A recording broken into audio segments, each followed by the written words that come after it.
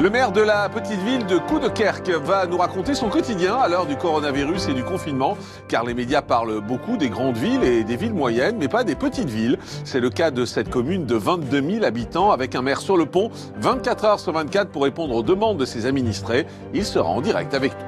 Dans les médias, on vous parle beaucoup des grandes villes, Paris, Lyon, Marseille, Lille.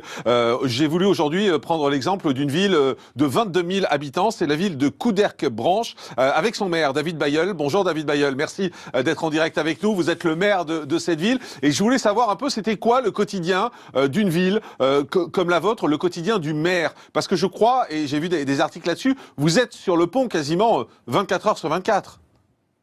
Oui, bonjour Jean-Marc. Effectivement, à Coudekerque-Branche, je fais trouver des solutions à tout, tous les jours. Une fois, trouver 1 kilomètre d'élastique pour fabriquer des masques en tissu. Une autre fois, dépanner une mamie qui a un problème de chauffe-eau parce que le bailleur social n'envoie plus ses équipes. Une autre fois, résoudre le problème des courses des plus fragiles. Donc, c'est trouver des solutions à tout, tous les jours. Et je suis effectivement sur le pont quasiment 7 jours sur 7 et plus de 12 heures par jour. Est-ce que vous avez le sentiment d'être aidé par l'État, par la région, par le département dans tout ça, ou au fond vous êtes seul et c'est le système D comme débrouille? Il y a beaucoup de systèmes D, bien évidemment la région, mais surtout la communauté urbaine. Nous sommes dans une communauté urbaine importante. La communauté urbaine de Dunkerque donne un sérieux coup de main. Au niveau de l'État, on a beaucoup d'informations, on a beaucoup moins d'actions concrètes sur le terrain. C'est quoi les plus grosses difficultés que vous rencontrez au quotidien avec vos administrés et dans la gestion quotidienne de la ville avec cette épidémie? Les administrés jouent franchement très très bien le jeu. La grande majorité gardent leur calme, ont beaucoup de discipline. La vraie question qui se pose, c'est les annonces qui arrivent d'un côté et le manque d'organisation de l'autre. Quand on nous parle des masques, évidemment, et les collectivités locales qui pallient au déficit de masques de la part de l'État concernant les usagers.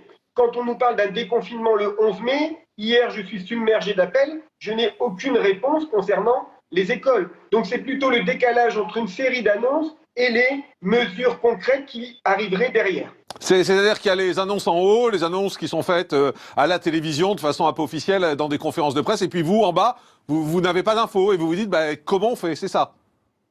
Bien sûr, qui sont les premiers de cordée aujourd'hui? Qui sont les premiers de cordée? C'est d'abord les soignants, c'est ensuite tous les personnels qui sont obligés de travailler pour faire tourner la France, les caissières, les magasiniers, les éboueurs, mais aussi les élus locaux qui sont en première ligne et qui se retrouvent souvent un peu démunis.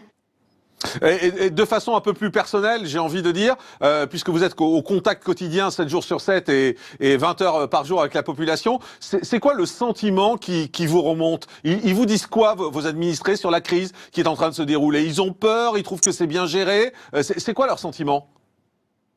3 sentiments majeurs. Le premier, je trouve qu'il y a un calme important.